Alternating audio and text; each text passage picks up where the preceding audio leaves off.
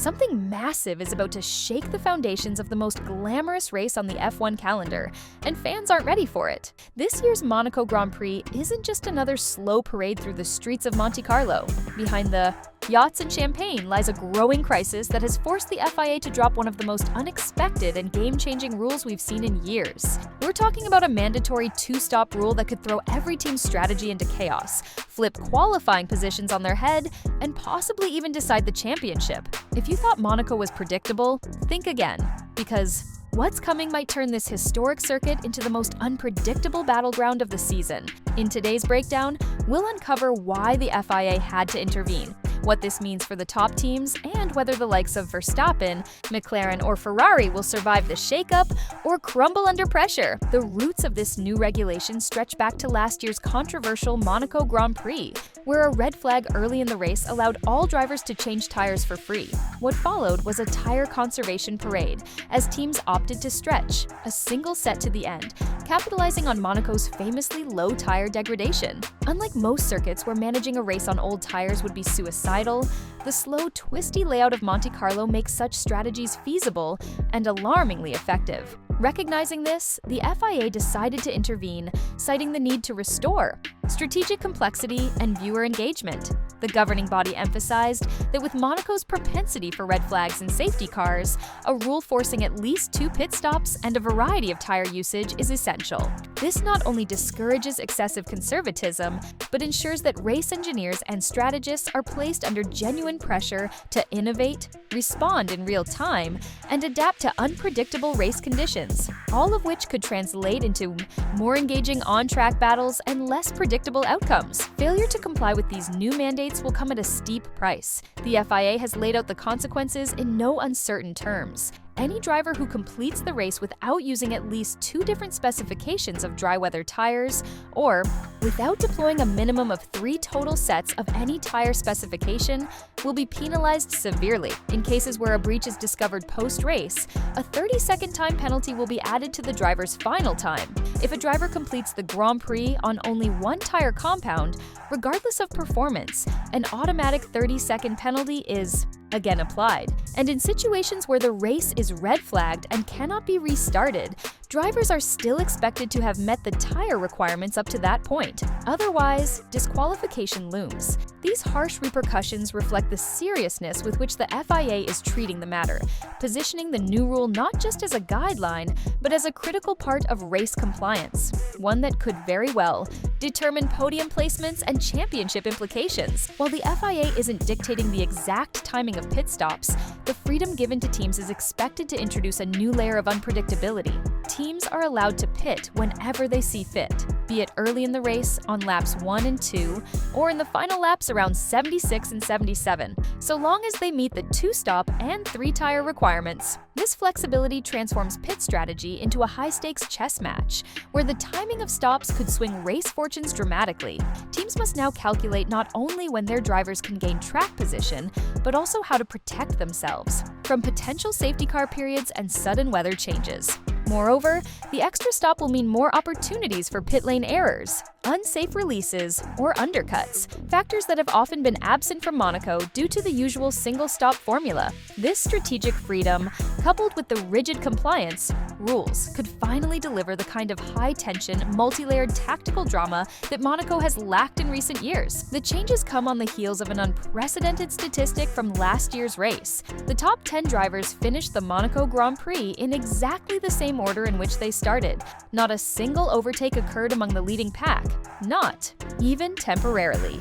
And that stark reality triggered alarm bells throughout the paddock. Fans and pundits alike began to question the spectacle of the race itself, accusing the event of having devolved into more of a celebrity gathering than a legitimate sporting contest. With yachts lining the harbor and camera lenses often pointed more at Hollywood guests than at the track, the perception of Monaco as a racing venue began to suffer.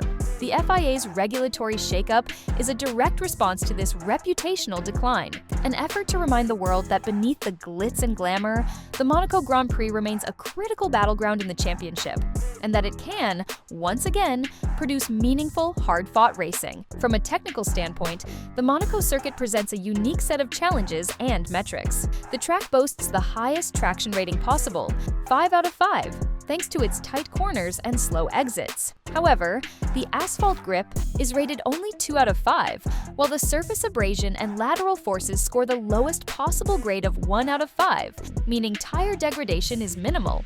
What makes Monaco especially volatile, however, is its track evolution rating, a full 5 out of 5. As the weekend progresses and rubber is laid down on the surface, lap times can improve dramatically, sometimes by up to a second between runs. This makes qualifying sessions particularly volatile, as teams who time their final laps correctly can leapfrog the competition purely based on improved grip conditions. With the margin for error razor thin in Monaco's narrow confines, these evolving track dynamics make every lap count and will further amplify the strategic weight of qualifying and race day decisions. Adding to the complexity is the forecast for this weekend's qualifying session, which currently shows a 55% chance of rain. This opens the door to mixed conditions. Sessions that start wet and end dry, or vice versa, often referred to as the great equalizers in Formula One. Such conditions tend to cause upsets, with lower-tier teams sneaking into Q3 and frontrunners making costly miscalculations. On a circuit where track position is king, qualifying performance is more important than ever, and any weather-related chaos could completely rearrange the grid.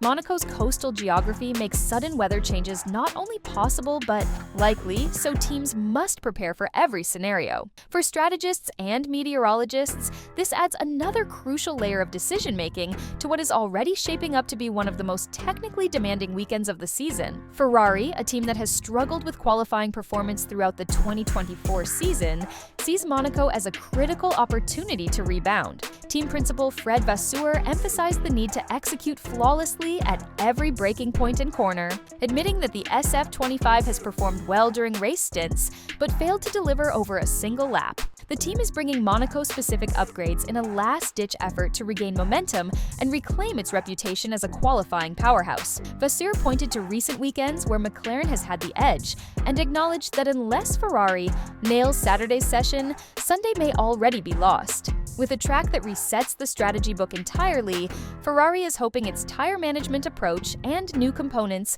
will unlock the missing performance and position them for a podium challenge. But with Monaco's margin for error so small, the Italian team knows it has no room left for excuses. McLaren, on the other hand, enters the Monaco Grand Prix with high expectations and a car, the MCL39, tailor-made for tight, slow-speed circuits. The team's dominance on similar layouts earlier this season suggests that they will be in the fight from the outset, but internal concerns remain. A recent technical directive introduced at Imola regarding brake cooling may have reduced their performance ceiling, and the team's strategic missteps in the past, such as the Hungary GP debacle with Oscar Piastri, have left many questioning their ability to execute under pressure. Adding to the spotlight is McLaren's special Riviera-inspired livery for Monaco, paying homage to Bruce McLaren's 1968 Belgian GP win and the debut of the iconic papaya color scheme.